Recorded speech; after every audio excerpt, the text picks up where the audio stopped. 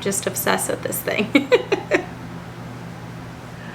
Hi everyone, welcome back. So today I've gone a little crazy. Matt thinks I've gone a little crazy.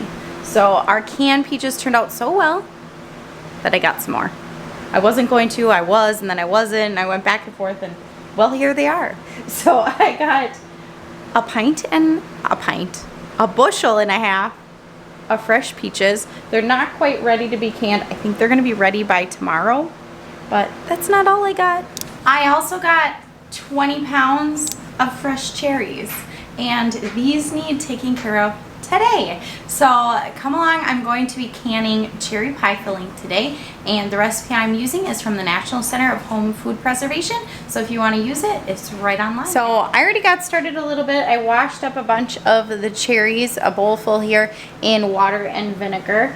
And the first step I am doing is I'm just taking the stem out, and then I'm taking the seed out. Now I bought this handy cherry pitter on Amazon, so I'll leave a link down below if you're looking for something like this. So far so good. I've done a couple dozen and they're doing good. I have them just sitting right now in lemon water. So this is just probably about a cup at most of lemon juice and some cold water, and I'm doing that. I am going to have to cut them, but I figured I would just put them in here for now so I don't need to worry about any issues with the cherries. So as I'm doing this, I'm not double checking that I'm getting the pits out, because I figure I'm going to be cutting these cherries in a little bit anyways. So if there's a pit in there, no worries, I'm gonna find it. But so far this has just been pretty slick. Honestly, I'm just kind of binge watching some TV while I do it. Nothing really much going on. Now I did notice the National Center for Home Food Preservation has a few cherry recipes, and you can certainly get some other reliable ones from any Ball canning book. But I'm doing, I think it's called sweet cherry topping. I don't think it was called cherry pie filling, but I'm doing that because that is pretty much the only way I buy cherries.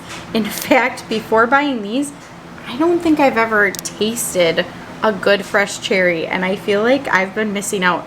I remember a few years back, my aunt had given me like some fresh cherries she had bought, and I did not realize how expensive they were either. When I saw them at the grocery store, I was like, oh, I just never had bought them. And the one she gave me was kind of like mealy, and I was like, no, I don't care for it. And I just always thought I did not like fresh cherries. So news to me, bought this 20 pounds of cherries with the full intention of canning them, and we have definitely already been eating quite a few fresh. I think Leroy didn't care for them, but all the other kids did. But honestly, I think he was like me. I don't know if he really gave it a true shot. So we'll see. But I love cherry cheesecake. It's probably one of my favorite desserts. And the kids convinced me to make it the other day, so I did. And I was like, you know, I could definitely see having cherry pie filling on the shelf as something we would use. And when we are busy preserving food, I think it's just really important to be preserving things you're actually going to eat. So if you're not actually going to eat cherry pie filling, it doesn't make sense for you to do this. But it's a way that we eat cherries all the time. The recipe I'm using says to cook our cherries in a Dutch oven, and a single recipe is 5 cups after I pitted them and cut them in half. So I'm gonna get this in here. My Dutch oven happens to be a little bit bigger, so I think I'm gonna do a double batch in here to get started. Obviously, I am going to be cooking a lot more, and I don't know, it said a Dutch oven. I don't know what the real reasoning is for this. I'm sure I could be using a larger pot and then I could do more at a time. But we're just gonna start with this, being I've never made it before. I'm a little nervous because I've got my beautiful white Dutch oven and some red cherries in there. It just makes me think that this thing's gonna be pink when I'm done. It's not, it's gonna be fine. But it just has me a little worried. So I am cooking down the cherries, and while they are cooking down, I'm going to get my Presto pressure canner going. So the brand of canner I'm using is Presto. It is their electric pressure canner, and to say I am obsessed with this thing is an understatement. We got it last year right at the end of harvest season, so this is really my first big year using it, and I'm just loving it so far. Obviously, it's getting me to buy cherries and peaches and things that I don't otherwise have so that I can get more canned up. If you were watching the video where I was pressure canning green beans, I got a new model, a second one of these, and like we had some major issues. It indented when I was canning, and I reached out to Presto and their customer service was amazing. So I shipped that canner back, and they said it'll take a couple weeks, but they're just gonna basically take a look at it and see why it did that. And it sounds like I will be getting a new canner, but it will take a couple weeks. So I am so grateful I have this one so I can keep canning in the meantime. So the cherry, it's like a sweet cherry topping, I think it was called, but we're gonna just call it cherry pie filling, is going to be in pints. I'm using regular mouth because that's what I have most of. This probably would work better in wide mouth as far as being easy to dump, but I think we'll be all right. And it says this will be, I'm doubling it, so it should be 4 pints. I've got 6 in here because I would rather have a pint ready even if I don't need it. All right, so I'm gonna get my canner closed. I always start with the regulator off, so I just know to take that off, and then I'm closing it. We're actually gonna be water bathing in here today. A few of you reached out and said you didn't know you could water bath in here, and yeah, it's pretty simple. I prefer to pressure can because it makes that really simple, but water bathing is easy too. You just turn the knob between pressure can and water bath. I'm gonna be water bathing our cherries, and I'm going to be doing it for 15 minutes. And I'm getting all this information from that National Center for Home Food Preservation website. So you look at the recipes and they've got the safe times and things on there. It says to insert my jars. I already did that. I added my pints half full of water. Before I did that though, I filled the pot with 3 quarts of filtered water. And now it's going to start warming up my jars so that when my pie filling is ready, I can put it right in the jars and get it started in the water bath canner. All right, these cherries have been cooking for a while and they're really cooking down, so I'm gonna mash them. Now, I don't usually use metal in my Dutch oven, so I think next time I do this, I mean if this goes well, all these batches I'll probably use the Dutch oven, but next year, remind me, use my stainless pan. I don't think there's any reason I need to be using this. I feel like I'm risking changing the color of it, I'm risking scratching it, I don't know. But I'm going to just mash them with this. It said to use the food masher when I was reading more about processing cherries, because if you use like a food processor or something like that, you're more likely to get air bubbles in there. And I thought that was interesting because I suppose you're kind of whipping it up. So I'm going to use the masher here. Now, I really don't want these completely destroyed because I'm going to use it for like cherry pie, but I'm going to follow the process. I think it's looking pretty good. I actually like how these mashed up. It definitely made quite a bit more juice and it mashed down a bit, but they still look like chunks of cherry, and that's kind of what I wanted. So I'm going to dump in my sugar, get that stirred in. And I'm also going to turn it on high because I am going to have to start getting this, heat it up a little bit more. Now one reason I don't really love water bathing in general is I always have to have a pot of water going to top off my pot. That's why pressure canning with this electric pressure canner is just amazing, because you don't have to do that step and it's just so easy. All right, this is really boiling. So I'm going to add this liquid pectin and stir it in. I've never actually used this, so if you guys are watching me and you're like, hurry and stir, I don't know. Get it in. And I have 2 pouches, so I'm going to start just by stirring one in right away. I'm hoping it really gels up. So I decided I am going to actually fill my jars over here on my counter like I used to. Mainly because it said just to use this hot pie filling, but we don't want it back on the stove top. So no need for that. Might as well keep it simple. All right, tools I've got. I'm gonna be using a ladle to dump, I'm thinking.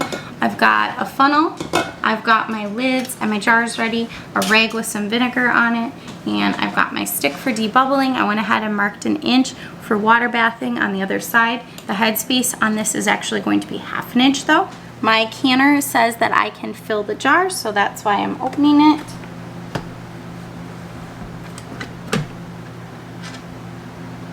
Need somewhere to set this. Alright, since I'm water bathing, I've kind of made the decision that when I'm water bathing, I'm going to dump this water back in here.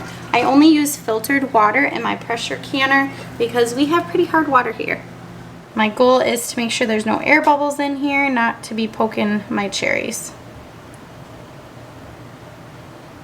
Alright, I am dripping a little bit, so this might be kind of sloppy. I'm going to go ahead and clean my rim off that vinegar rag and top it, you know, my type A way, facing forward.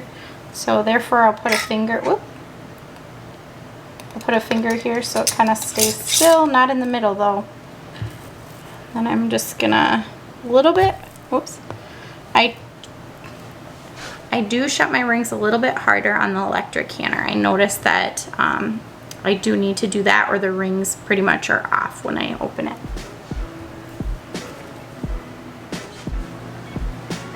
Back in, another one, dump it.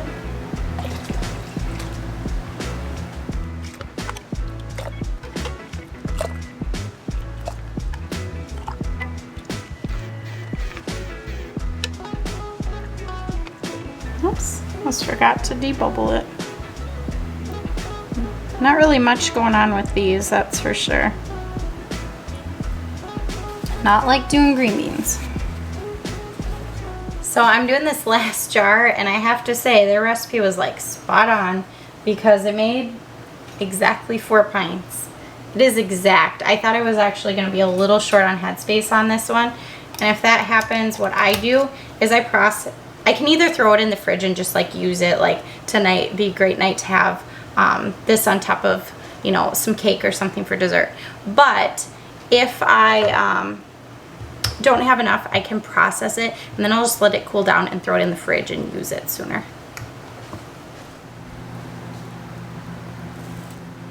Alright, so I had this boiling water on the stove and I'm going to top off my pot with it. I want to go, I've got some floating jars in here. Remember I put 6 in here and they were half full. So you can either take those out, or if you're worried about things jumping around, you can just go ahead and fill them with water. But I would like for my water bath, the hot boiling water to be about 1 inch above the tops of my jars. And I marked that inch on my stick before I started for debubbling so that I can just kind of get an idea. Now make sure you're not pushing like really hard on the top of one of your jars where the little button is, but I'm going to just kind of gently do that and see when I get there, about 1 inch above. It's needing a lot of water.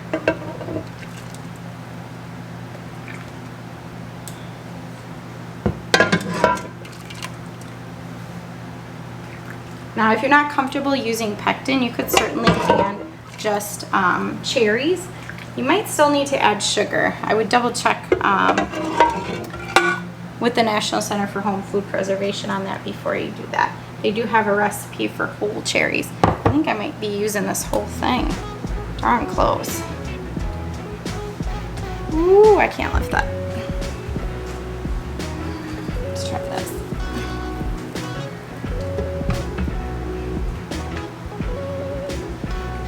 Maybe not quite. Let's see. A little bit more.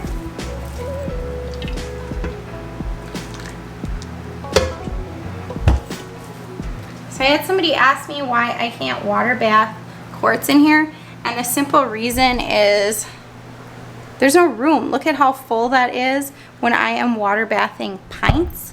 It's just not tall enough, and if it was taller, frankly, I could not use it. Sometimes I already use a step stool to do things. Like if this pot was completely full of water and I wanted to dump it, I'd probably use a step stool. All right, put this on, maybe.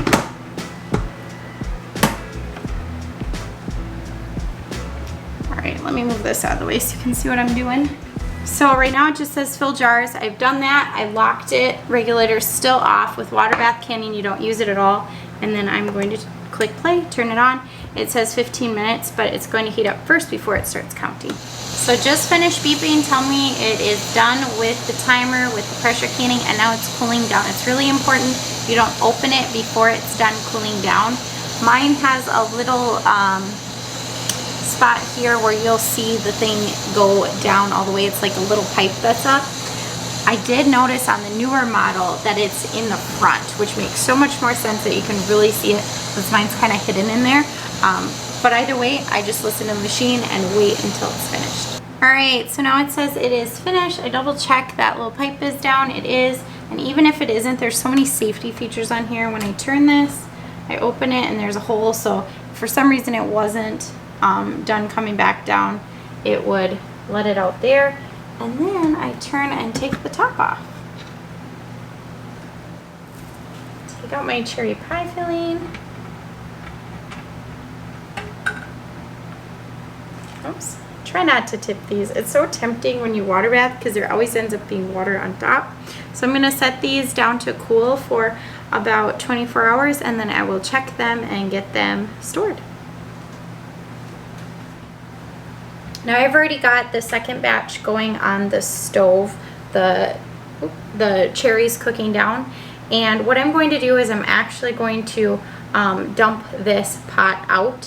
What I can do is I can use it to get it heated up kind of fast for my boiling water to top the next batch off, but I don't want to start cold jars in hot water because then there's more of a risk that they'll shatter.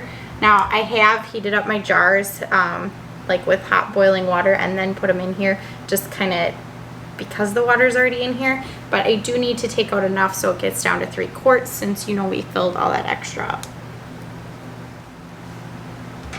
These are so pretty. It's almost like a dark purple. See that? I'm just obsessed with this thing. I hear them popping.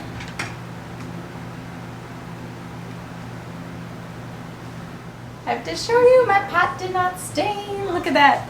Matt came upstairs and he saw I was cooking cherries in it and he was like, what are you doing? It's going to stain. And I'm like, it's not supposed to. It didn't. It cleaned right up.